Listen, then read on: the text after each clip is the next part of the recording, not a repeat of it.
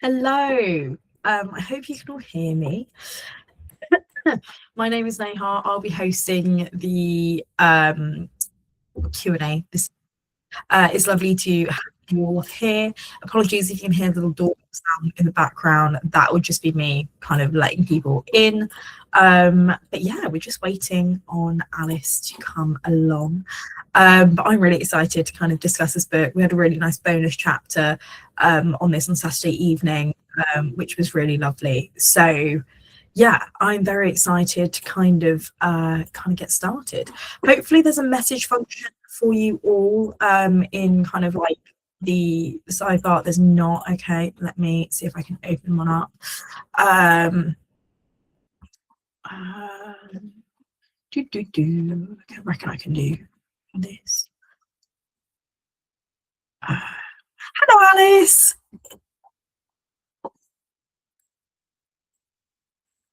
Oh, I can't hear you. Can you hear me? Can you hear me? I can. Hello, it's lovely to have you. Hi, I'm so glad to be here. Sorry I'm late. No, you're not late at all. Don't worry about it at all. How's your day been so far? Oh, it's been absolutely brilliant. Really, really good. Yeah. How about you?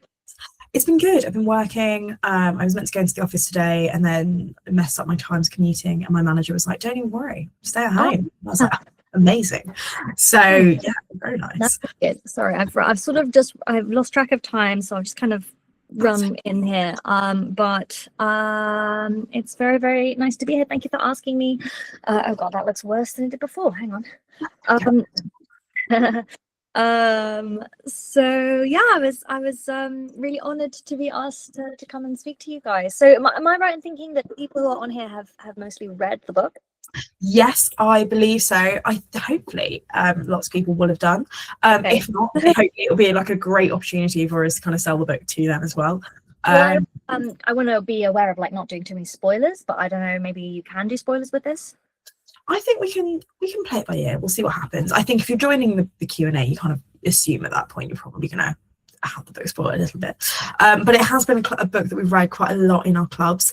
It was definitely the second book that my club read way back in 2024. So it's been one that's come around time and time again. I love it so much. It's such a fantastic book. Well, thank you. Of course. So the way I like to run these, do a little bit kind of like general Q&A, and then towards the end we'll do like more like book clubby questions as well. But obviously I kind of where kind of everything runs off to. I'm just trying to work out if there's a Q&A function that I can get people to use. If not, we'll work out some kind of believe I have turned the messaging on, so I'm hoping that people are able to send messages. If not, there's we've got a Q&A function. Yes, amazing. Thank you, Sam. Fantastic. So people can kind of send questions in and I'll ask you those as we go. But first things first, tell us a bit about yourself. How did you get into writing and like what's your background, I guess? Yeah, well, I really wanted to be a writer by the time I left university, and I had tried to write different books. Like as a teenager, I tried to write a book. When I was 13, I wrote this mega like fantasy novel that was just so stupid, and I had tried, but I could never finish anything. That was my problem. I could never finish things. And so when I left university, I decided I wanted to just take a year and just write a book start to finish and see if I even liked doing it, right? So I wrote the first one and it turned out I loved it. I absolutely loved the process. And so I sent it to 100 agents and every one of them either rejected me or ignored me. And I was like, okay, fine, I'll try again, next book. So I did the next book and I spent the next year writing another book, and I did that again, and that book also got rejected. 100 more agents, and then I did it a third time. Sorry, I keep hearing the ringing and I'm like, oh god, no, but I'll get used to it. Anyway, so I did that 3 times, and by the third book, where I had been rejected from every agent, I was getting pretty discouraged. And anyone who is also like a writer in this group, especially if you're struggling to find an agent, something that people always tell you is they go, oh, you know, J.K. Rowling, she couldn't get published. But let me tell you, I think she got her first agent. I think her first agent she submitted to was like, yeah, you're a keeper. And like, yeah, sure, it took them 12 publishers, but like, I wasn't even at the agent hurdle, right? So I felt like I was really behind. And so I had decided to kind of give up. And I was working on something else. I was living in LA, so I was trying to write screenplays, and I was working as a screenwriter's assistant and focusing on that. And I just happened to read for fun Robert Graves's Goodbye to All That, which is, for those of you who don't know, it's always like, with these groups, I always find this, half the group are like World War I buffs who know everything I could possibly say before I've said it, and then the other half sort of have vaguely heard of World War I twice or three times before they read the book. So I'm kind of trying to chart a middle course. But yeah, so he, you know, it's a memoir that he wrote in the late 20s about his experience at the front, and he wrote about his friendship with Siegfried Sassoon, the famous World War I poet, and this kind of very uncomfortable friendship they had with a lot of tension between them. And there's this moment where in my edition he says that, so he has just got married unexpectedly. He got married to this feminist, and then he wanted to buy a house, so he writes a letter to Siegfried Sassoon asking if Siegfried Sassoon could lend him the money to buy a house, which I think is a wild thing to ask your friend, but whatever. And Sassoon had just been shot in the head, and he was in hospital recovering with shell shock, and Sassoon answered this letter, and the letter that Sassoon wrote was not in my edition, because apparently Sassoon had sued, or at least got very, maybe he didn't sue, but he got very upset. He might have sued Robert Graves, and so Robert Graves was forced to remove the letter. But I found the letter online, and Sassoon had said, yes, you can touch my banker if you need him. Why keep a Jewish friend if you don't bleed him? And I was like, what is going on between these two like angry World War I poets? And I had gone to the same school as Siegfried Sassoon. He went to a school called Marlborough College. And so I thought to myself, I wonder if he like ever wrote for the school paper. And I went looking, and he hadn't. He had kind of not enjoyed. Sorry, I'm feeling very distracted by all the bells. Anyway, he hadn't written for the paper. He hadn't actually liked the school. But the papers had been put up online. And so I ended up reading all of those school papers, and they were like nothing else I'd ever read. I mean, I'd read a lot of World War I literature because I had always been interested in it. But World War I literature generally is written in the 20s, and it's usually written by people who have sort of been through the war, and then they've processed it, and now they're taking what they've learned, and they're trying to help people who weren't there understand what it feels like to be there. And so there's a lot of layers between the war and what you're reading, whereas these papers were just unpolished, unliterary, sincere, really, really, really heartbreaking. And so I was reading these, and I became sort of obsessed, and it was all I could think about. And I was just so upset. I mean, I was upset as if it had happened like that year. You know, I felt, I don't know if you've ever had the experience of like getting too sucked into the news cycles. Yeah.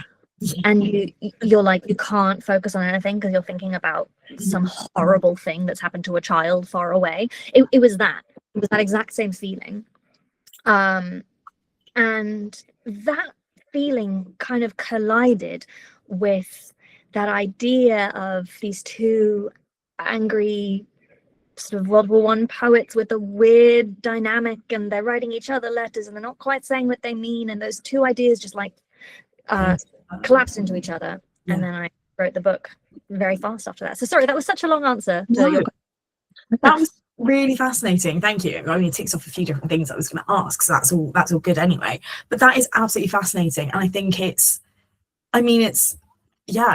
must be such a research process as well. I guess like going through the papers anyway was just like a bit of a rabbit hole that you fell down, and then kind of combining that with a love of kind of like literature anyway, and being able to kind of like have a an insight into these people's lives at the time. It's absolutely fantastic. And I guess, like, what draws you specifically to the First World War? Because you said you kind of there that you've always been quite interested in it. Is it something from school, or is it just kind of like a general interest? I don't know, you know, in America, where I am now, I'm in New York now. It's sort of a niche war. They really don't learn about it. And in France and in England, of course, they do. Yeah. And I think you know, especially growing up as I did, I went to boarding school in England when I was 8, and I think the First World War was a tragedy that, you know, those schools were hit by them pretty hard. Like, all those boys went and were killed or hurt, or had people they knew who were killed and hurt. So the schools really stressed the importance of this war in a quite personal way, right? It was kind of the way it was taught really made it feel as if it was something that had happened to, like, you know, your forebears, like the people who were at school 100 years before you. And there wasn't 100 years back then, right? It was 90 years or something, which made it feel shorter. And so I think it just always had been interesting to me. My mother used to take me, I think this is in the acknowledgements, she used to take me to war cemeteries, military cemeteries, and she would take me around. She was always dragging me to them, and then she would cry. She really felt the emotion when she would look at all those graves, especially the ones for World War One, are so moving, with the black, is that what it's the black crosses for the Germans and the white crosses for the Allies. I mean, it's really, really moving. You see these rows and rows and rows and rows everywhere you look. And it's sort of fuzzy because she was taking me to these cemeteries when I was really little. But, I think if you grow up in Europe, the war left such a huge scar on it, you know. I mean, you think about it. I mean, I completely relate to you about so when I was, I think Alice has dropped off. We'll give her a moment.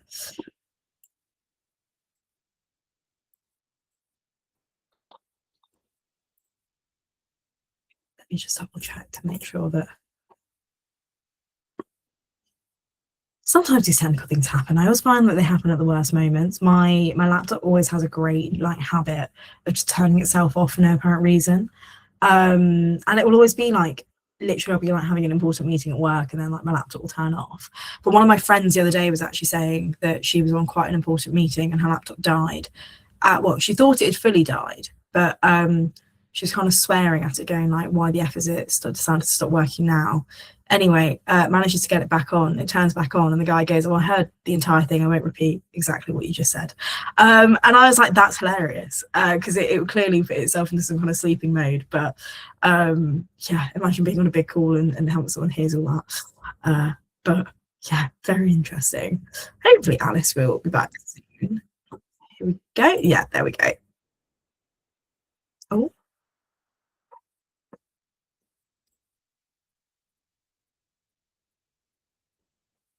I'm going to make, maybe I don't make the Alice joined. Can I see the details?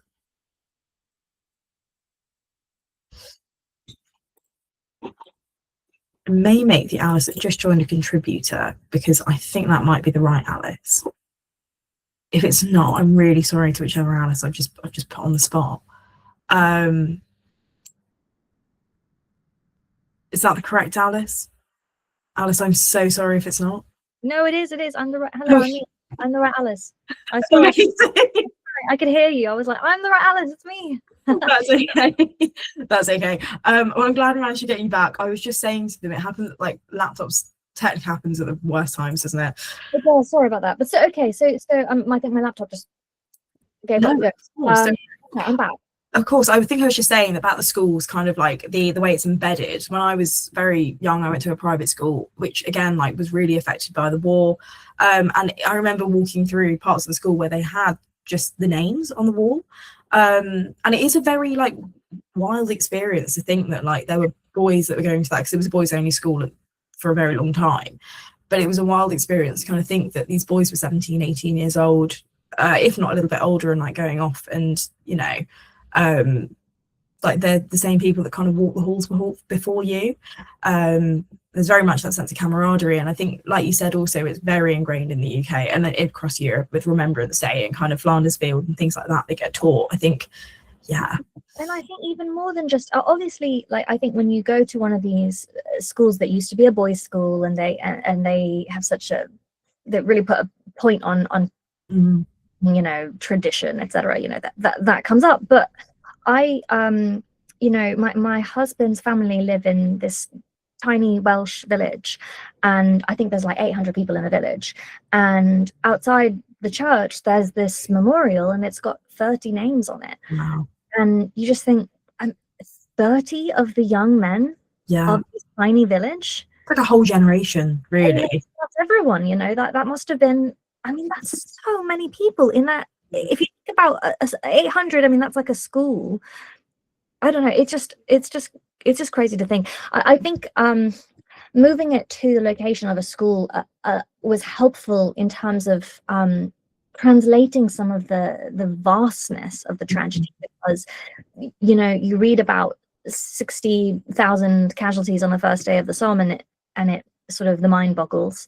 But when you look at the school newspapers and you just see the names, it shrinks it so that you can actually grasp, like, what are we dealing with here. Absolutely. I think also the list of the names, I think, was really like very powerful throughout the novel. I think, like you said, kind of bringing it home and really showing like the kind of impact that had on those particular areas. I mean, like you said, like it wouldn't have all been in schools, but whole towns. You'd have had like regiments for specific areas, and I can't imagine being someone sat at home and like waiting for that list of names to come through. And, you know, I think specifically it being in the school context, they would have been peers. Like there would have been people, boys in the year above, a couple of years above that. So it's definitely like quite an interesting and like a very impactful part of the whole book. I thought I really enjoyed it, and I know a lot of people that kind of listen to it on audiobook as well said it really quite weirdly like therapeutic in some ways, hearing the names as they're spoken in the audiobook, but also again, like, you can't really grasp the enormity until you're sat there for 2 minutes listening to a list that is going on and on and on. How did you research the kind of school aspect of the book? Like, was there much kind of what's the word, many sources out there for that kind of thing?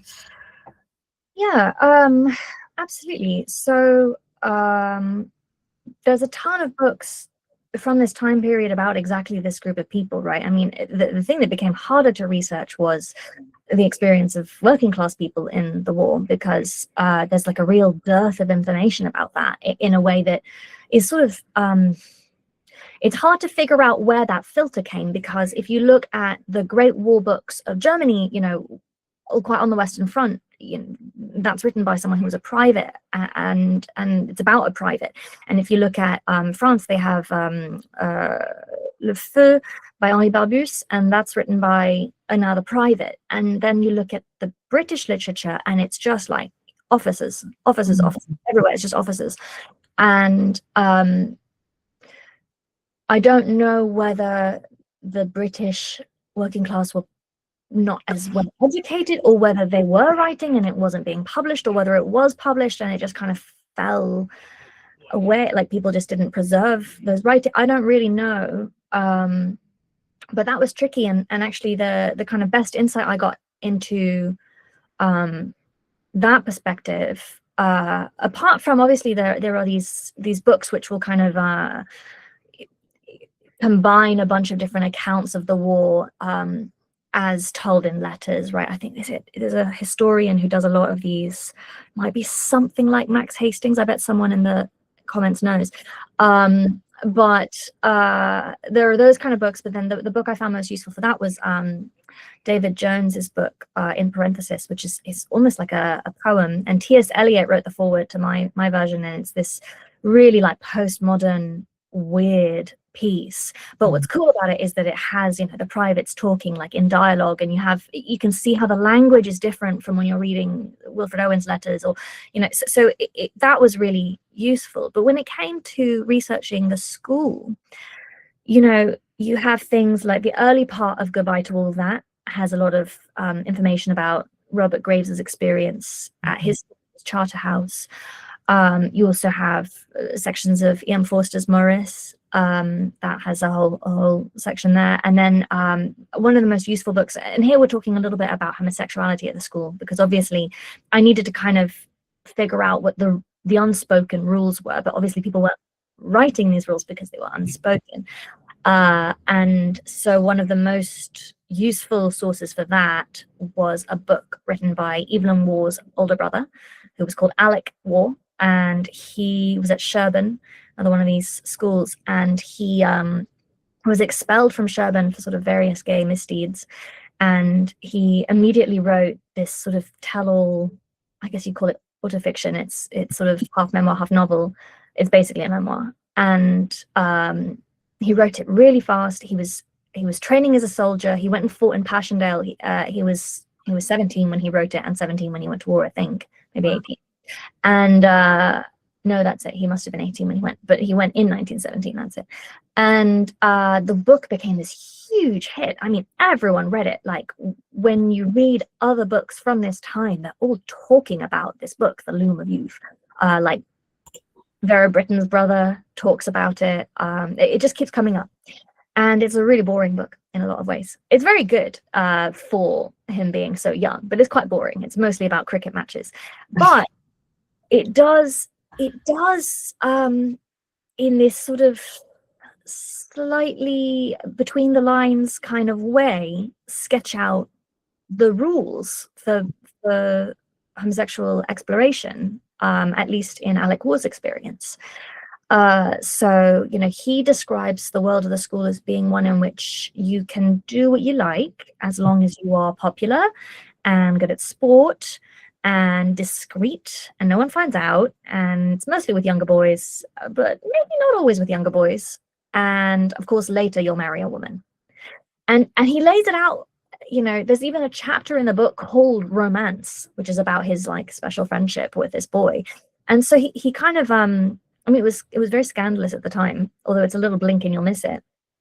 But that was really helpful, especially because when you combine it with those, you know, other books I mentioned, like the early parts of Robert Graves's book and Ian Forster, you know, you can find things that once you know those are the rules as laid out by Alec Waugh, you can see that those are also the rules in these other books. You kind of start kind of seeing the patterns, and that gave me a lot of clarity for how to create the rules at this, you know, this imaginary school press shoot. And that was kind of a starting point there. That's incredible. And like, that's such an interesting way to kind of work it out, I guess, as well. Like you said, these unspoken rules, and particularly I think within like private schools and things like that, there are generally unspoken rules around society and like how things function anyway, but then you add on top of that this layer of sexuality that would have been illegal at the time. That's just absolutely fascinating. How did you find out about Alec Waugh's book? My mother used to talk about him because she always talked about how for Evelyn Waugh, you know, he's such a character. Evelyn Waugh, you know, he writes it Revisited, and he's sort of famous for being just awful. And my mother always talked about how hard it must have been for him that, you know, the whole time he was growing up, he had this like incredibly successful older brother. Mm-hmm. You know, he grew up under the shadow of this more successful older brother. To us now, no one's ever heard of Alec Waugh, but for him growing up, like, it was like, you know, I think he really must have felt like the sort of other Berlin girl. But yeah, I don't know. So I think she had mentioned it like that. And also because, yes, when Evelyn Waugh, he wanted to go to Sherborne. And of course, Sherborne was like, no, the last Waugh who came here wrote a gay tell-all about us, so you can't come. And then he was really upset about it. So she had told me that story, and I was like, oh, a gay tell-all, you say? That could be convenient to me. So yeah, I picked it up that way. That's incredible, and I love that your mum has already had so many influences on the book as well. It really see there's a lot of kind of things passed on. I'm just going through the Q&A now to see if there's any comments as well. Yeah. Try to leave them in. See that, by the way, if I'm supposed to be looking there, I'm not seeing. Don't worry, I'll read them out to you as we go. So yeah, but Hattie has said that she found herself searching the lists when she was reading and felt like it was searching for her own friends, and she found it a really impressive and immersive detail to include, which yeah, I think a lot of people on the chat can kind of relate to that. But yeah, it definitely, I think, kind of linking that all back together with, you know, the stories of the boys, and yeah, kind of how you kind of fleshed out the setting. Well, I really love it when I hear people say that, because that's the feeling I was getting, you know, when I was in LA and I was so distraught reading these newspapers. You know, because I would have come across some of these boys in my reading of the earlier newspapers. You know, there might be one boy who I knew wrote the poems, or one boy who had been mentioned a lot in the cricket matches or whatever, and then you would see his name and you would get this kind of start. Or another time I remember I really got the jolt when I found Siegfried Sassoon's brother's name. His name was Hamo, and the only story I know about Hamo Sassoon is that when Sassoon came out to him, Hamo just said, "Oh yeah, me too." And so that was the only thing I knew about him. And then you're just reading the names, you see the names, you know, you're just kind of skimming, and then suddenly his name just it just leapt out. And that experience made me realize how, you know, that's how it felt for everyone, right? Everyone who was reading these lists, some of the names were leaping out and some of them were just names. Yeah. So I wanted to get that feeling across. Absolutely. I think also, like, when you're reading through and you're seeing whole families of boys kind of being wiped out, that was like one of the most gut-wrenching things, I think, is when you see one and then the next, and then a few months later it was the last one, and you're like, oh god. Laura's also asked, did you feel a responsibility to tell the stories of the boys that didn't survive and were memorialized in the newspaper? I think something that I would remind myself of, because obviously there's a lot of reasons that, you know, while you're writing, it's often very easy to think maybe you're doing something that's a bit of a waste of time.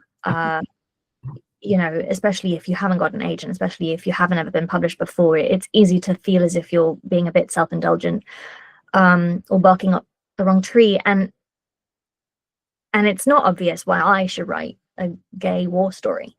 But all of those newspaper obituaries, the thing that I saw over and over and over again was that the person writing the In Memoriam would say, you know, he will never be forgotten. No one will ever forget him. And I was just reading them thinking, you know, well, I mean, I think he sort of has been forgotten. And Vera Brittain as well, you know, she ends A Testament of Youth with this sort of desperate cry to be remembered, for people not to forget about the lessons of World War I. You know, she's like, I can't have it be that we went through all of this for nothing. And so I think that feeling that these people wanted to be remembered, they did not want for us to just kind of move on and forget.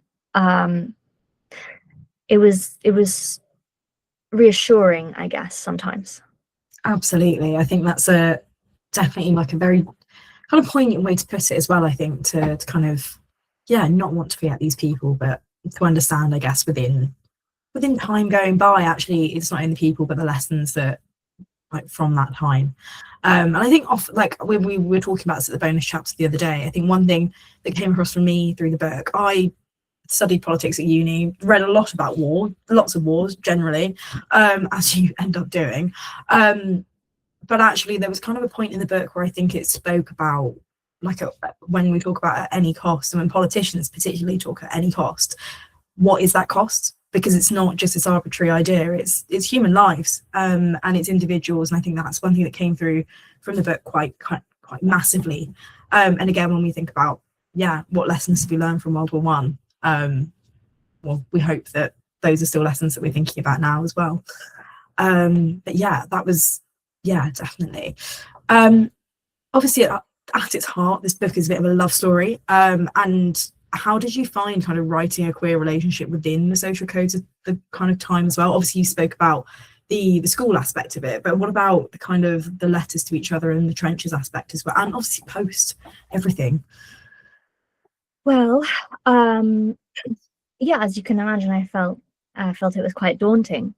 Um, I think the rules of homosexuality change throughout the book. And the first part of the book, it's, as I said, it's the school rules. And I think Ellwood thrives in those rules. He really knows how to play the system and kind of wrest all the freedom he can out of that system. And then they go to the front and the rules change. And it becomes much more life and death. And there's a historian whose name I can't remember who has found that that Vera Britton's brother, for instance, for a long time it was believed he had just sort of died gallantly at the front. And he was a really wonderful person. You can tell from reading her book. Vera Britton obviously wrote a Testament of Youth, and it's a really brilliant book. She's funny and she's smart, and her brother, he was brilliant. So she wanted to go to Oxford and her parents wouldn't let her, and so her brother said, well, if she can't go, I'll drop out of Oxford. And so her parents are like, okay, fine, she can go. So he was, and I think he even identified, I don't know, she uses the word feminism sometimes in that book, I think. Maybe I'm not remembering that right. It's been a while. But anyway, he's great. And it's devastating when he dies. And for a long time, they thought he had just died. And then this historian found that what seems to have actually happened was that he had been writing some compromising letters to another man. They were discovered. He was told he was going to be court-martialed, and instead of bringing shame on his family, he just walked into enemy fire. Wow. And that story really illustrates how these rules are different. I mean, Edward Britton is he was an officer. He's an upper-class boy.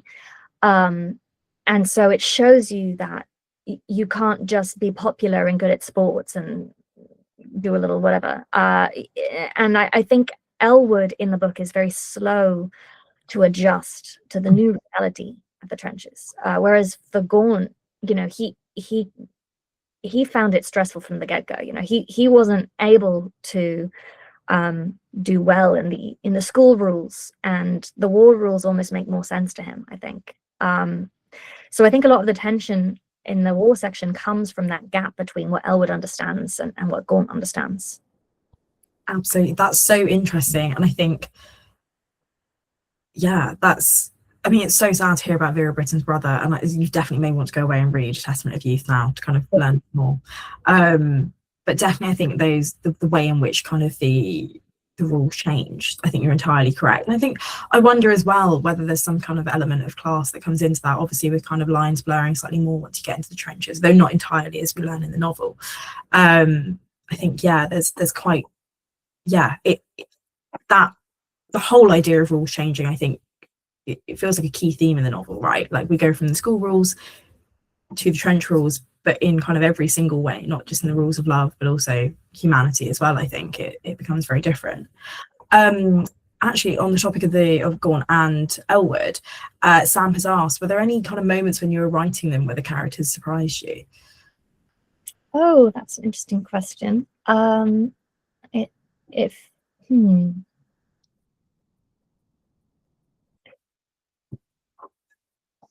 I feel like yes, but I'm sort of struggling to remember when. I think it was hard to write the parts at the end of the book when Ellwood is so shell-shocked, because I feel as if I almost had to write it twice. I think the first time I wrote, like the first draft I wrote of that section, I think he basically just sort of numbly went through the plot and would read it, and they said, well, it doesn't seem like he's feeling anything. And it's almost as if I had to go through the initial numbness in response to everything he's seen before I could crack on to the next stage, which is for Ellwood. It's just this fury. and I couldn't feel the anger with him until I had spent quite a lot of time with him, just being sort of flabbergasted by what had happened to him. And that was interesting. And I don't think when I started the book I realized how the war would affect him in that way. I had a sense that that by the end Gaunt would be in a better place than Ellwood, psychologically, because I had this image of them kind of swapping. But I don't think I realized, for instance, how Ellwood's sort of slightly benign sexism at the beginning of the novel would turn into this like really virulent sort of misogyny towards the end of the book.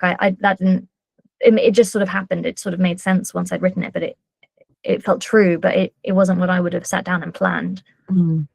That's so interesting. And I think it's really interesting as well that you had to go through that process, like you said, of kind of feeling the numbness with him in order to kind of get to the ending point. When you were kind of sketching out the novel, I guess, or actually I'd be curious to know, like, when you started writing, did you have an idea of where you wanted the novel to go? Or because you kind of mentioned that you knew that Gaunt and Ellwood would kind of swap at some point, but yeah, did you have an idea of where the ending would be? And also, I guess, the balance of giving them a happier ending or a more hopeful ending is probably well, to an extent, because obviously we've got things happening in Europe again with Maud. So I definitely wanted it to be hopeful, because of Ian Forster, really, because of Morris, which is one of my favorite books. And he wrote it in 1913, I think, and he said at the time, it wasn't published until the 70s.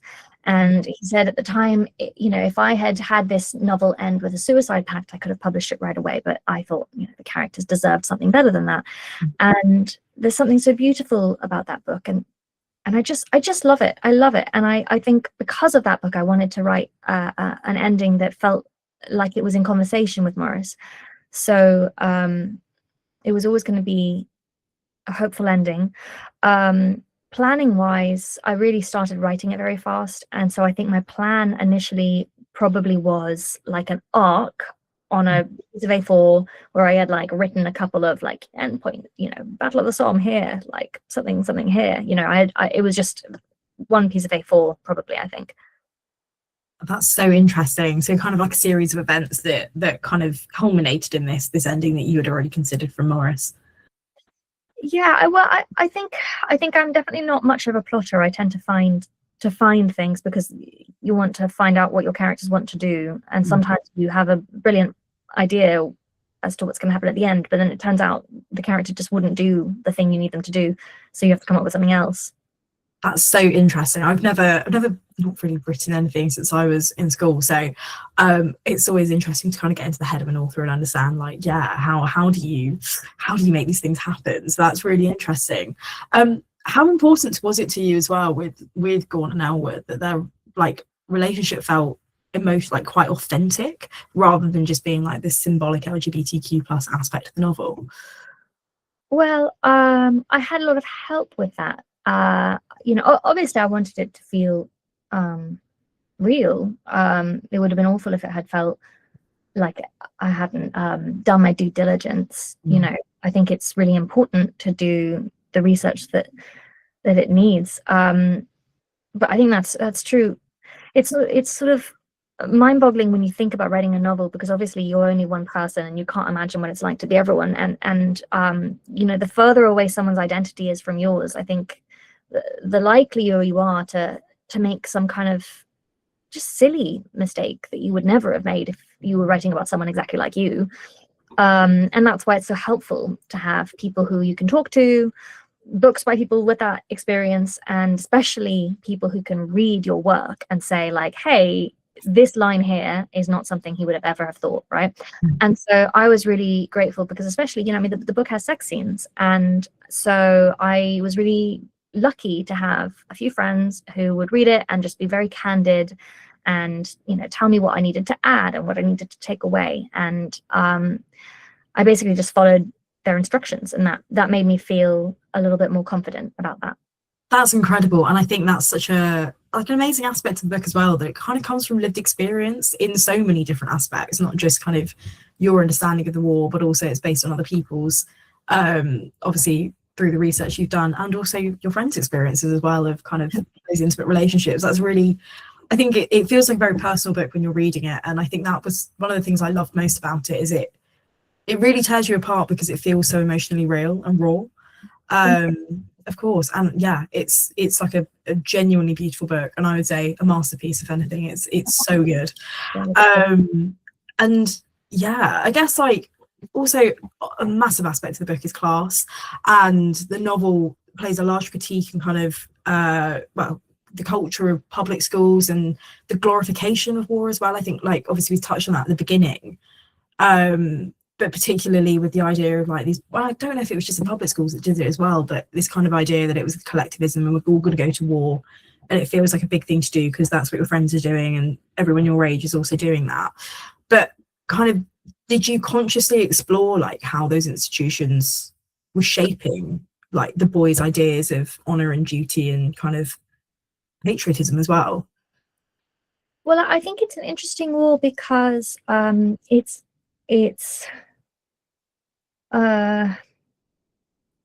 in more modern wars that our countries have been involved in, the upper class hasn't really fought at the same rate as the working class. And so at least in my lifetime, when I think of England or America going to war, I'm not thinking of boys from private school being drafted and going and fighting. You know, I'm thinking of working class boys having recruiters come to their schools and play them videos with really moving music, and then they siphon them off, and that's so different from the world of Edwardian England. You know, a weird thing about World War I is that the upper class officers, I mean just the officers, but they were mostly upper class, especially at the beginning of the war. That changed as the war went on because they ran out of upper class boys, but at the beginning of the war especially, but throughout the war, the officers died at you know, almost double the rate, because every time you went over the top you were led by a junior officer. So the first person over the top of every attack was a junior officer. So that was a really weird fact about the war, because that's not the case in World War I don't think, in World War II, and it's certainly not, you know, if you look at something like Vietnam or any modern wars, it's absolutely reversed. And I almost wonder if one of the reasons that, you know, the British policy has been to not send their upper class boys is still a hangover from World War I. You know, if there's this kind of feeling of like, well, we did that, we sent all of our sons off and then they all died, so let's send other people. I don't know. That's maybe a conspiracy theory. I don't know, but it was just different. It was really different because they had grown up in this kind of Rudyard Kipling world, this world of reading about war but not really seeing war because there wasn't really footage. And also they had just come out of a century of relative peace, which is very similar to where we are still today. Comparatively, if we're talking about the UK and America, we are still in a century of comparative peace, where there has not been like a total war in that way. There has been fought on our land, and I think that made me interested in World War I because it felt like that was a similarity. The fact that it's been so long since World War II, and it had been for them so long since the Napoleonic Wars, means that I think we saw eye to eye in some things. You know, I think there's sort of astonishment and excitement at the idea of history coming online again. Like, oh, look, we're going to do something that's going to put us in history books. Like, I think especially when I was writing it was pre-pandemic, and then the pandemic hit, and I felt like a lot of what I was reading during that time suddenly felt very relevant to what they were talking about when suddenly it felt like history kind of woke up. I don't know, that was maybe a bit rambling. No, that's really interesting, and I really like that kind of parallel of like it being is cutting edge the right word? I don't even know, but like you do feel like you're on the precipice of something at those times. And I think, I mean, yeah, like the idea that you would sign up in some respects because it was a very weirdly exciting thing to do, especially I think World War One as well, because it had been such a long time, like you said, since A, the Napoleonic Wars, but B, like the Boer War was really not on the same kind of scale or even anywhere near anybody. It wasn't total war. You know, the Boer War, I think, would feel to them the way Afghanistan would feel to an upper class. Very removed. Right. And that's, you know, Iraq. It would be a war where they would know of it, and maybe even they know someone who was an officer in it, but it's not like World War II or something. You know, it's not that total war. Absolutely. And I think there's kind of, because of that and the kind of lack of information as well, I guess, about, like you said, like if you don't know anybody that's ever fought in that, I can imagine that kind of does really play into kind of wanting to join. We've got quite a few really insightful questions in the chat, so I'm gonna go through quite a few of them. So Steffi has asked, she's really glad that you kept on going despite the fact that you went through so many rounds of trying to get all published. In Memoriam is such a wonderful book, and it's the best one she's read for a long time. As a German in Britain, she really enjoyed having a German history as well. How did you get the inspiration for that? So Gaunt and Ellwood and Maud all draw their kind of DNA from Robert Graves, Siegfried Sassoon, and Vera Brittain. So Robert Graves was he half German? I don't know if he was fully half German, but he was German and Irish, and I do think it made him feel very on the left foot. I mean, he was a bit of an odd fish, to be honest. But I really liked that as an element, especially because of the fact that the Ellwood, like Sassoon, is Jewish. I mean, he's ethnically Jewish, even though he's culturally Christian. Because I think I really related to that outsider-insider status, because, you know, I'm not really from any one place, and I feel like I'm, you know, growing up, I was really able to sort of pass as just another British girl at the school who had parents like everyone else, but like actually I was American and I was living in a different, my parents were constantly moving, and I had never seen any of the TV shows they had seen. I don't know. This is not like a sub story, but the point is that I related to that feeling of being inside this very small privileged group, but not really feeling as if you're of that group. But and I think it makes sense to me that Gaunt and Ellwood would be drawn to each other, partly because they both have that perspective, that insider-outsider perspective.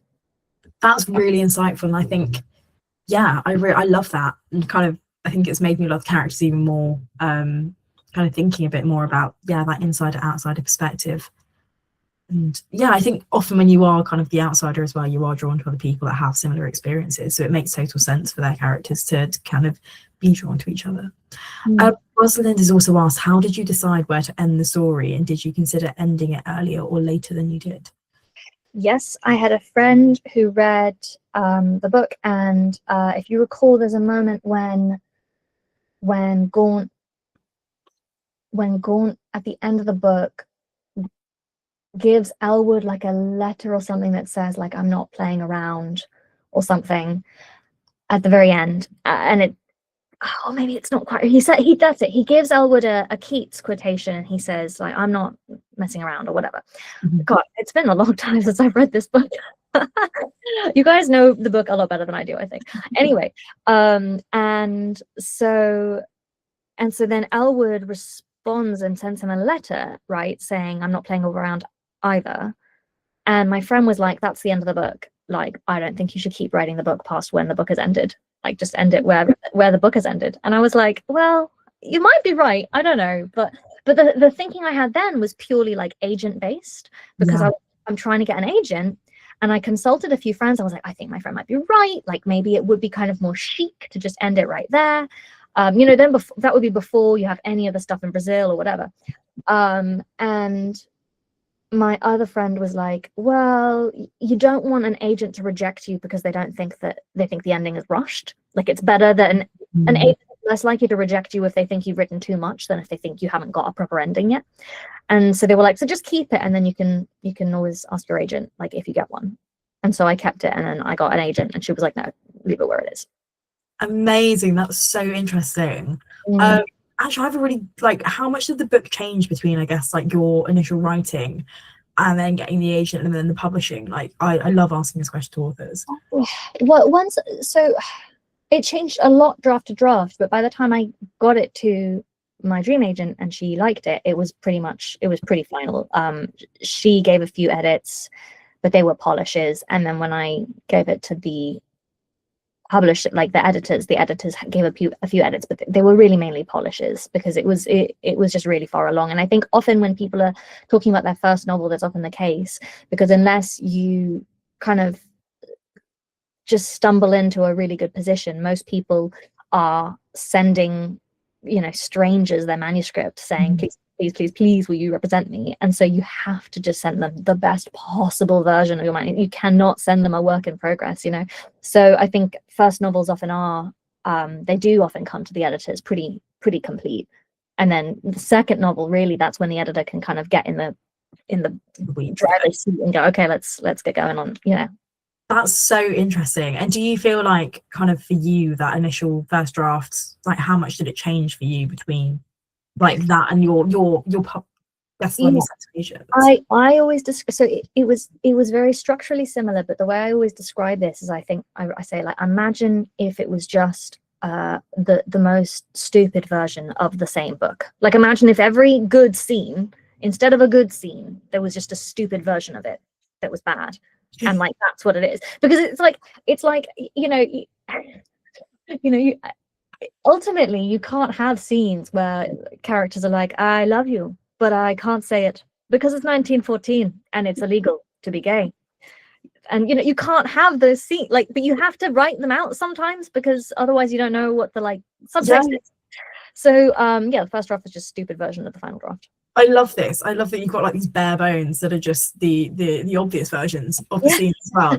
So that's hilarious. It's one of the things I love most about doing kind of like the Q&As with authors, is being able to be like, what did it look like to start with? And like, how much has it changed? Because I've spoken to authors where they've been like, oh yeah, I wrote an entire book from this perspective, and then we changed it and we took another side character and rewrote the book from their perspective. And I was like, wow, that's... Yeah, but then some people, that's the thing, I'm always like a bad first draft person, but then my friend who wrote The Safe Keep, Yael van der Wooden, she writes the most gorgeous her first drafts are the equivalent of my like third or fourth draft. It's so annoying. She'll send me her first draft and be like, just let me know what you think, and I'm like, oh great, well it's really good. Halfway there, yeah. How annoying. That's so funny, bless you. Alice has said that she finished reading In Memoriam this afternoon, ready for the Q&A, and she really enjoyed it. Also, we've had such a turnout. We've had like 90 odd people on the Q&A. She loved the line that Ellwood would say to Gaunt, that I know you're fine, but are you all right? It felt like such a deeply personal line, and like you really saw him as a person. What inspired that line? Well, I don't know. That just happened. Thank you. I don't know exactly what it even means, but I feel like it does mean something, right? I feel like what he's getting at is, I know you're fine, but are you all right? Yeah, he's trying to get at, like, look, I don't think you can't handle yourself. I don't think you're like a little crybaby and you need a little cuddle. I just think I want to check that everything's good. I want you to be good, and I'm here. So I think that line, I guess I just wrote it because it seemed like something he'd say, and then it felt meaningful, and it kept coming back up. I love it. I think it reminds me of that kind of emotional intimacy you can have with a partner or even a friend, where it's like you said, like, yeah, I know you're fine, but like, be real with me right now. Like, what's kind of going on inside? It very much felt like a kind of line that breaks down that extra wall that often people keep up. Ripanjana, sorry if I've absolutely butchered that, has said, hi Alice, In Memoriam is such a stunning novel, and she still feels the ache 4 months after reading it. The emotional depth of it is just unbelievable for a debut novel. Did you feel ready to write about devastation when you began, or did that confidence grow in the process? No, I was really, really daunted, especially by things like the battle scenes. And as I've spoken about already, like, Ellwood and the shell shock, I felt really like, God, am I allowed to write about PTSD, like veteran PTSD? Am I just allowed to write about that? Like, what if I don't do a good job? Isn't that like, it's almost like, if it's sacred. I think there's something very intimidating about being a peacetime person writing about the impact of war on someone. I did an event with a Canadian veteran writer, and I can't remember his name, but the book was called Juicebox, I think. And right before we started the event, I was like, look, I'm really nervous about doing this with you, because like I've written this whole book about war and you've literally been to war, and I'm worried that it's gonna like all come out. People will realize. And he was like, look, I've met soldiers who I would not trust to write about war, because they are full of shit and they would write the most ridiculous, like offensive, bad version of war. Mm-hmm. And then people I've met people who've never been anywhere near a front line, who write about it with this kind of wisdom as if they were there. And he just was saying, it's about the amount of thought you give to it, really, and about the thought, the thinking, the reading. And I don't know, maybe he was being polite, but yeah, it was really, really, really scary, and I definitely had to add that in layers, especially as I was reading primary sources, because as you read the primary sources, you lay, like, for instance, in my first draft, everyone just gets shot in the head or the heart, because I couldn't think of exciting, interesting, weird ways to be killed, because I just haven't seen that happen ever. And then as I was reading, I would just write down the different ways I saw people being killed and named, and then I would have this notebook, right? And I'd be like, okay, so that's from one of the best books for this was Ernst Younger's Storm of Steel, which is a German stormtrooper account, and it's really incredible. It's a really, really useful book if you're ever doing anything to do with World War One. Like, I strongly recommend you read it just for research, but it's a good book as well. But I just remember reading, for instance, Edward Living's account of the Battle of the Somme in a book called 24 Hours on the Somme, and he describes someone who was nursing his friend in a crump hole, and then a bomb fell near them and boiled the water and boiled him alive. And it's like that would not go through your head. Never think of that, right? Yeah. I would be like, well, presumably everyone was shot in the head and that's how they do it, but that's not how it works. And so the research really sort of made me feel more confident, because as you plug in the specifics, not only about how people are getting hurt, but also about how people are responding, right? So for instance, in Ernst Younger's account, there's a moment when the narrator, I think it is Ernst, is it himself? I think it's a memoir. The narrator has this really cold, kind of expressionless attitude to the front, and then he's behind the reserve line and he sees someone cut their hand on a truck or something, and he passes out. And I use that for the scene when Ellwood is at home and he sees his mother prick a finger and he faints, because I was like, that's the same mechanism, right? It's, you're safe and you see something that's not a big deal, but your body just has the reaction it couldn't have when you were at the front. So there was a lot of just kind of lifting mechanisms and putting them into my book, so that, and anything I lifted, I was like, well, that I feel I can stand behind that, because that's not me making something up. That's me putting down what someone described they felt. I think that's probably one of the most incredible aspects of the book, is the layers, and the historical accuracy, because it really, to me, when I was reading it, genuinely, I was like, this feels historically accurate. This feels like something you would absolutely be able to envision being if you were a soldier in the First World War. And it's so interesting to kind of hear that that accuracy comes from the fact that you researched it so deeply, and you've not tried to kind of embellish it beyond what was actually happening. You've very much taken those lived experiences and moved, like you said, lifted and kind of shifted, as it were. It's, whenever I tell people about the book, I always say it will probably give you the most yeah, realistic view of what being in a trench would ever be like, because it's so visual and it's so immersive, but it also doesn't feel overdone in the slightest. It feels like a very authentic way of writing. Yeah, it's how long did that research process take you? Was that something you were doing kind of as you were writing? I did it as I was writing. So the whole book in total, door to door, it was a year and a half. So I just carried on, reading and adding things in as I read.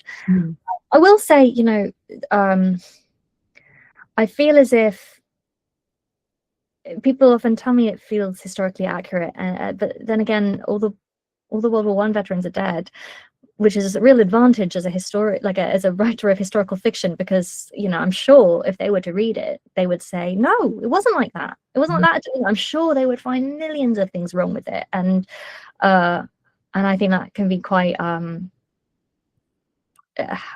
humbling is an annoying word, but I don't get too excited about being so historically accurate, because I think probably I'm less historically accurate than we think I am, if that makes sense, because I imagine they wouldn't think I was. No, I totally get you. I think sometimes, like you said, yeah, it's I can imagine it is easier to write when you've not got someone almost to pick it apart there for you. But I will say, I think, yeah, from a reader's perspective at least, it felt it's very authentic and immersive, and definitely, yeah, as I said, I've read lots of things about war, lots of first-hand accounts, and this definitely to me was like really, yeah, probably one of the best things I've read in terms of war. Lewis has asked, Alice, did you find it difficult to write a beautiful yet heartbreaking queer story in a world with many queer books, joyful and escapist? In Memoriam felt very grounded in reality, and it didn't shy away from the horrors of war and the trauma of those young men felt during that time. I think I did make a choice right at the beginning to not make it a book with lots of gay hate crimes. And the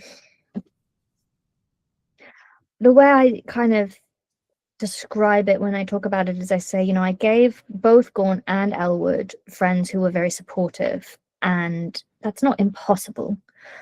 For instance, Sassoon talking to his brother, and his brother saying, oh, me too. You do see these moments where gay men, lesbian women were able to find a kind of camaraderie even among straight people, but I think it's improbable that they would have had so much support. And it was basically just a kind of a non-historical choice that I made. I was just like, there's a lot going on in this book. I think I'm not gonna also make it riddled with just loads and loads of like horror for these gay characters about their sexuality on top of everything else they're going through. And I don't know, I think sometimes I come across reviews that I don't read reviews, but like occasionally one just sort of forces its way into my Instagram feed or whatever it is, and sometimes people will say, oh, I didn't like that about it, and I think that's a really valid take to not like that, but it was a choice. It was a deliberate choice. I like that. I think I think you struck the right balance between the absolute horrors and everything else going on in the book, but also something that allows you to kind of grasp onto them as well, and to be like, you're rooting for them anyway. But it was nice. I think actually I said this in book club when we discussed it ages ago. It was really nice that wasn't the worry you had for them as well, was that they're going to be hate crimes at the same time. Like, yeah, that I think there was so many things going on. But yeah, Charlotte's also asked about the section of the book where Gaunt is captured. She said it's really distinct and vivid. And how did you find writing that part?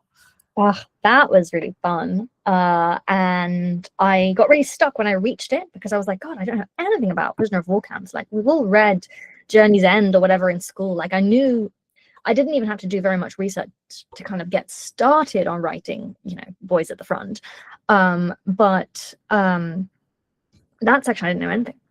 And then I was in a Edinburgh secondhand bookshop, and I found this book called The Escaping Club by A.J. Evans, and it was the key that unlocked everything. And it's this it's so funny.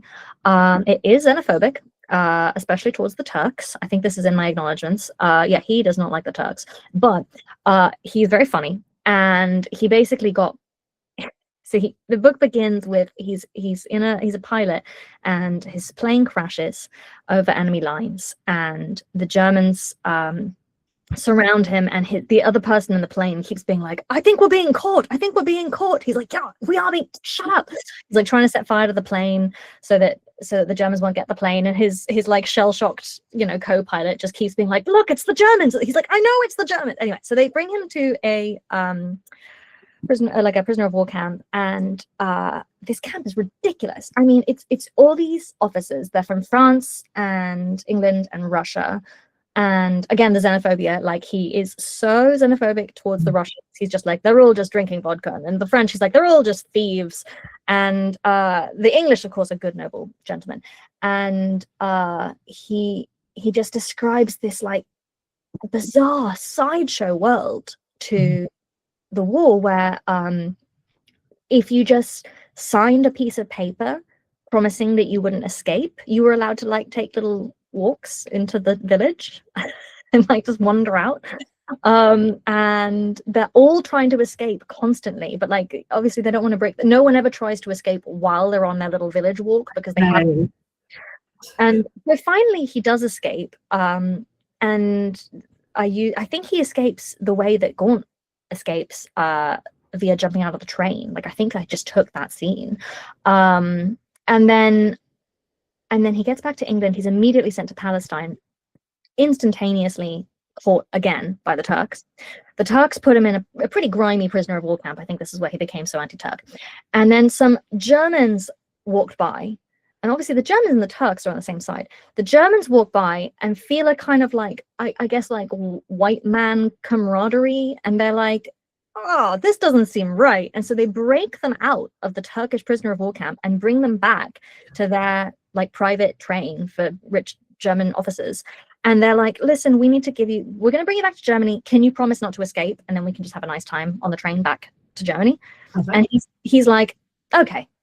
And so they go on the train, they like share food, they have champagne. This is 1917. It's like, yes, it is Passchendaele. It is like the film 1917 is happening concurrently, but he's on his train with some Germans, and they're like, who do you think is going to win the war? And he's like, well, I think we're going to win the war. And they're like, no, we think we're, you know, and they're just talking about it. And they're just like, and he doesn't try to escape because he's given his word as a German. It's like, it's so wild.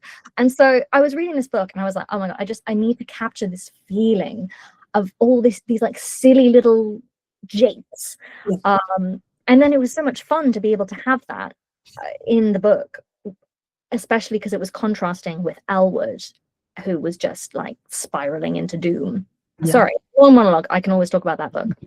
Of course, that was so fun and really interesting to hear so much. And kind of, I think it's also like, I don't know, I think it's really interesting to hear the different perspectives and the different experiences that people had.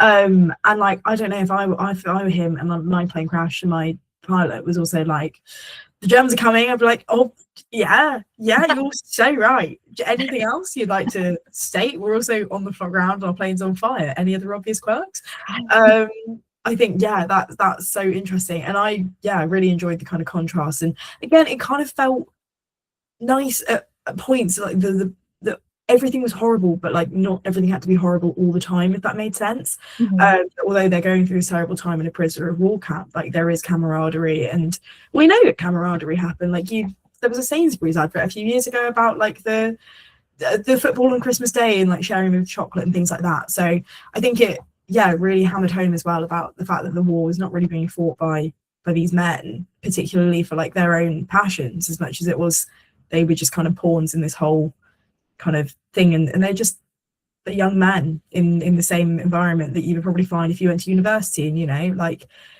it'd be the same kind of people, the same kind of camaraderie. So yeah, it was really nice to see in the book. One person has said that they would like to thank you on behalf of millions of people they've never met for not finishing the book early. So if you needed any validation for your ending, I think that would do it.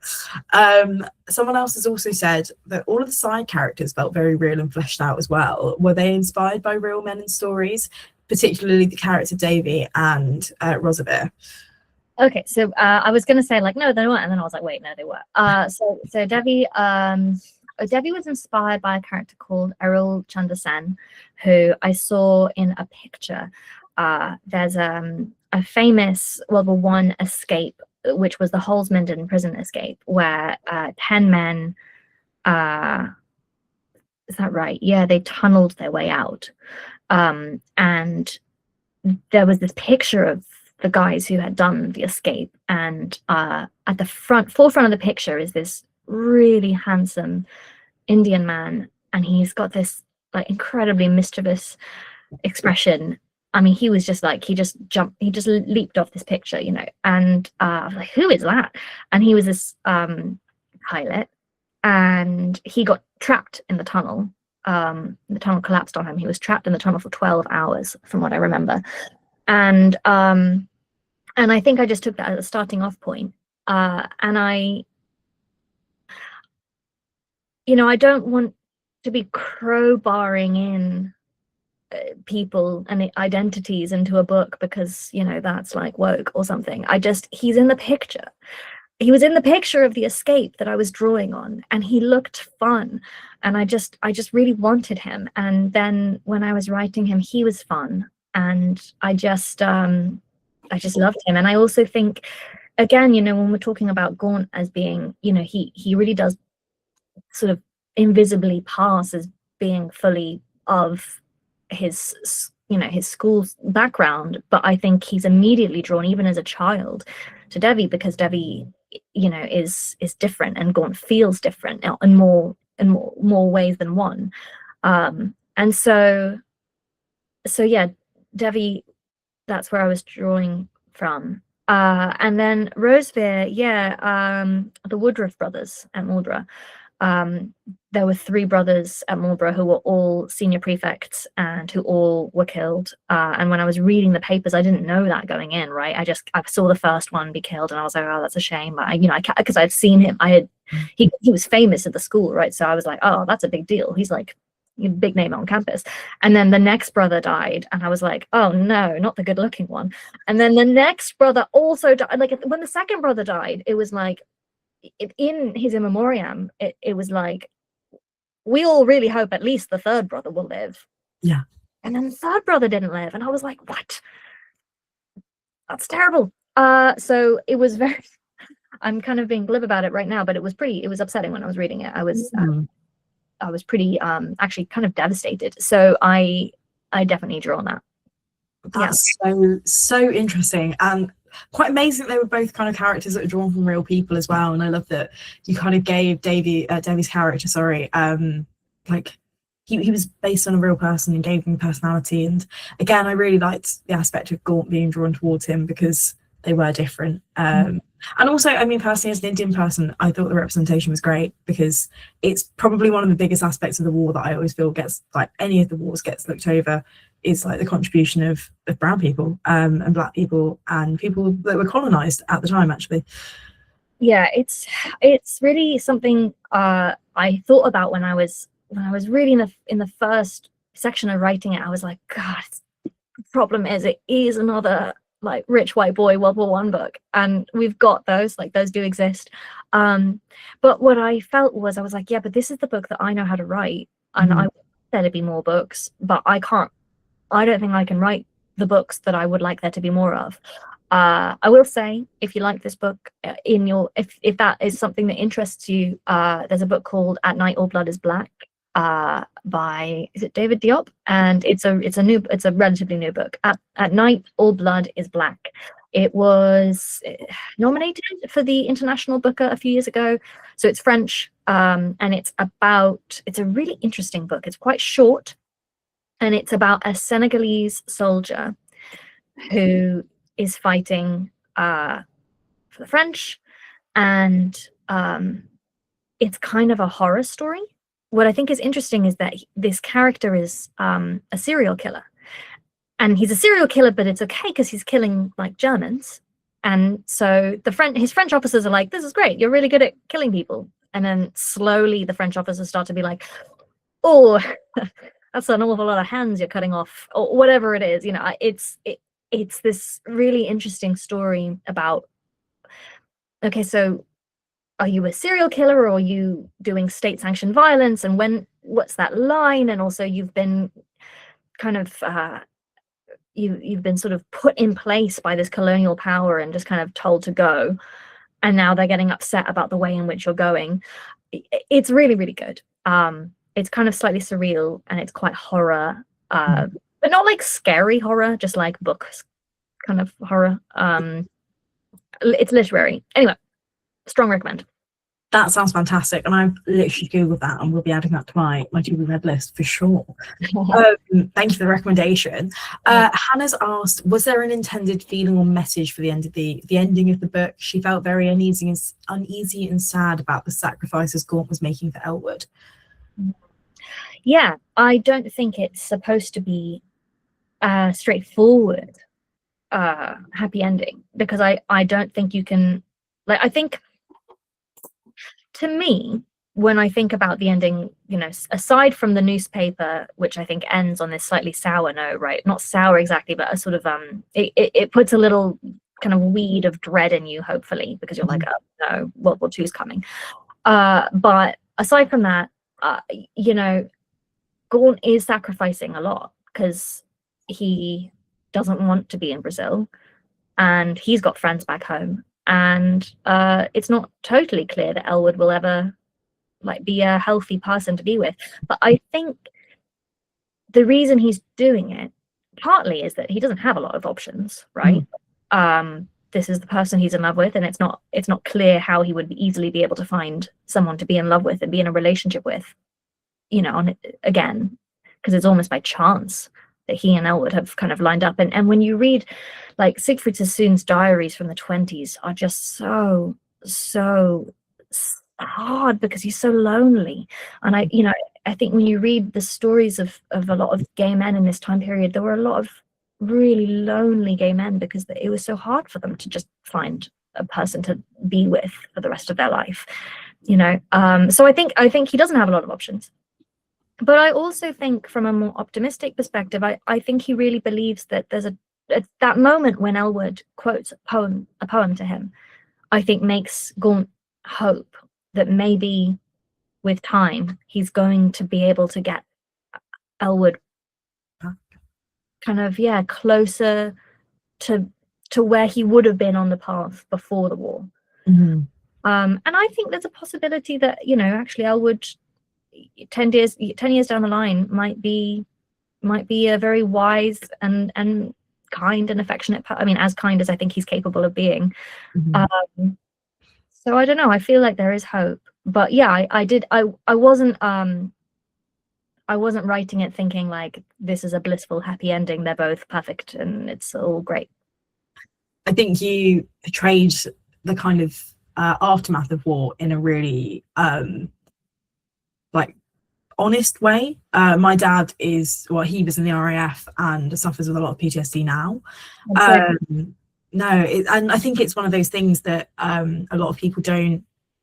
You often think of PTSD as being something where someone's really shell-shocked and can't integrate into society, and very rarely, I think, actually is it that. And it's more, like you said, like, will he be a very wise person in like a few years' time? Yes, probably. Will he be as kind as he could be? Possibly not. And like, to what extent can you judge someone for that when they've seen the things that they have? I think that kind of, yeah, I felt when I was reading kind of the ending, I was like, yeah, you hope that he will recover, but also if he doesn't, you can understand why as well. So yeah, a very interesting kind of aspect of the book. We've got a couple more kind of comments. So Samantha said that she's a history teacher and has read some of the passages to her students from Gaunt's letters to help them understand the aspects of war, particularly the one where he accidentally shoots a British soldier after the first attacks when they refused to go over the top.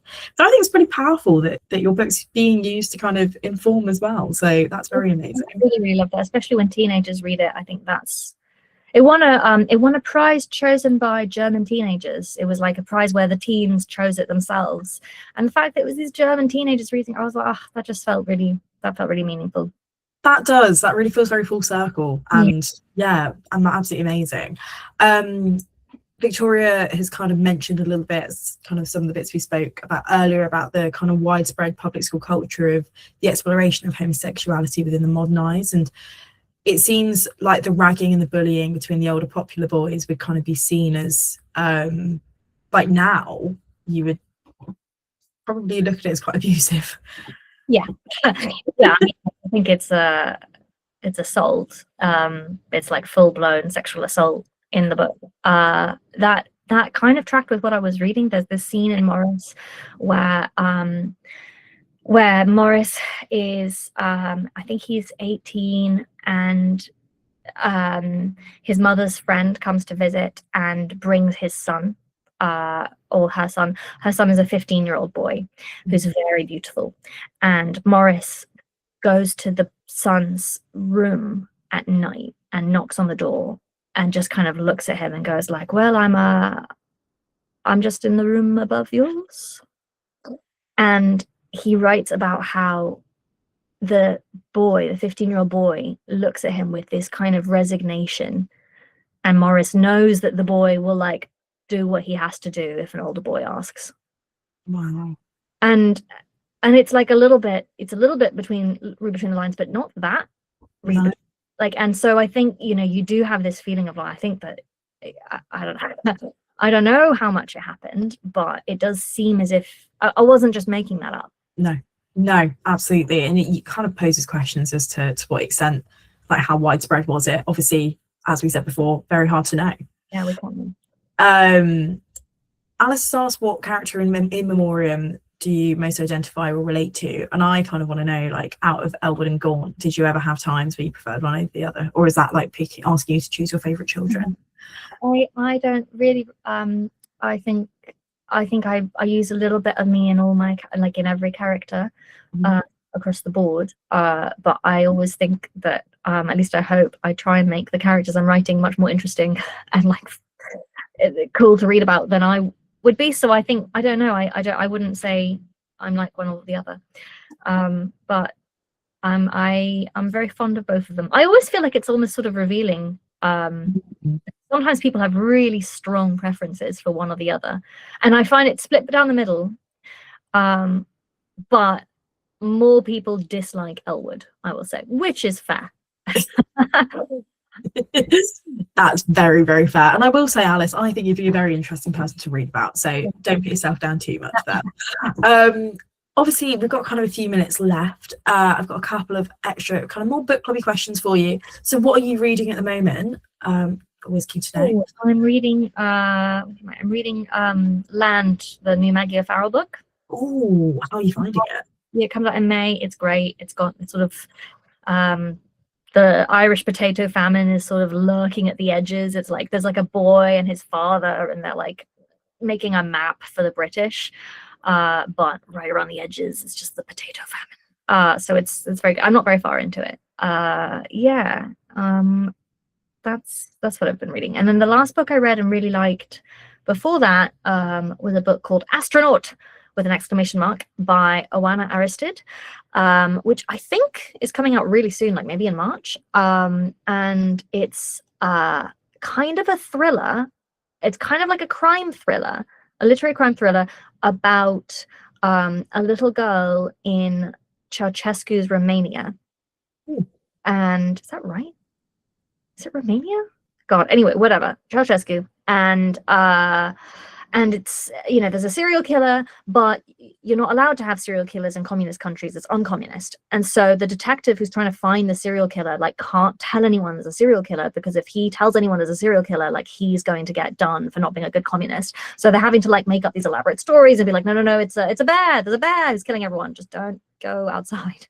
Yeah. And so it's a really gripping book, and it's also about, you know, totalitarianism and how you can lose your freedoms slowly, bit by bit, and what it feels like once it's almost irreversible.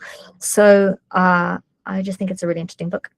That sounds fantastic. I'm definitely adding that to my list. I've set myself like a few reading challenges this year, and one of them is to read about something that I don't know anything about, and I don't know really anything about Romania or the kind of Soviet time. And post-Soviet as well, actually, because communism. Well, oh, there we go. That's what I kind of do slightly now. So I will definitely be adding that to my list. Ceausescu. Yeah, it is Romania. I just had a sudden horror that maybe it wasn't Romania. Okay, it was. No, I'll be adding that to my list. That sounds really good. Do you find that you read like more historical fiction than anything? Yeah, I mainly read non-fiction at the moment. I've been having a hard time reading fiction, but these are all proofs. So people send me books. They say, please will you read my book? And I say, yes, definitely. And then they sit on a pile on my desk and I ignore them. And then the dates go by and I've missed it. Homework.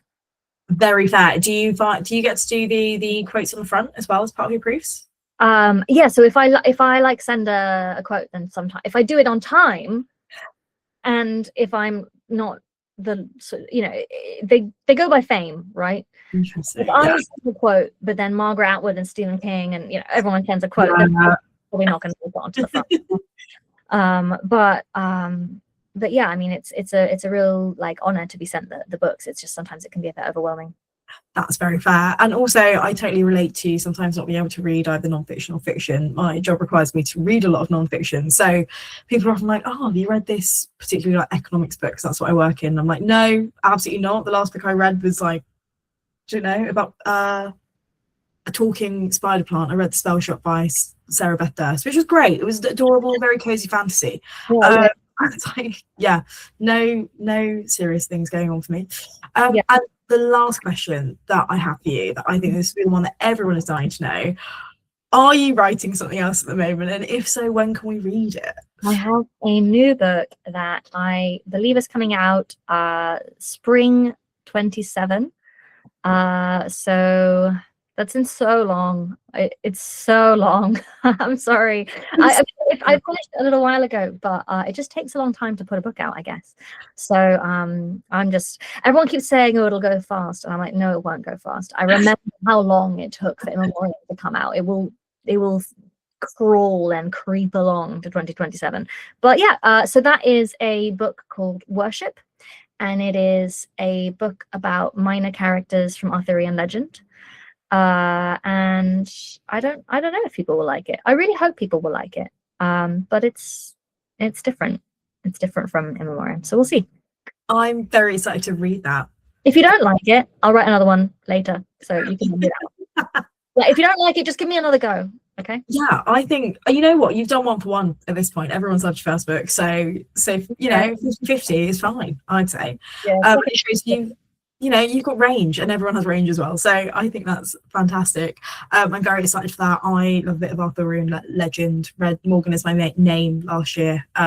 It's a great book, and I feel like we need more Arthurian legends, more like kind of like more folky stuff. We talk about mythology and things like that, and it's always Greek. I'm like, that's great, but we have some pretty cool characters from these islands as well. So yeah, we do. No, I think it's I'm really excited about it. I really love the book, and I really love the characters. So, but as I said, if it doesn't do well, I'll just write another one. There we go. I love it. I love the optimism. Thank you so much for being with us here tonight, Alice. Lovely questions, and I'm so honoured that like you guys stuck around and watched this and me rambling and all of your beautiful, thoughtful, insightful questions, and you as well. Thank you so much. I really appreciate it. Of course, it's been so nice having you, and I'm very sure that In Memoriam will do at least one other round of our book clubs.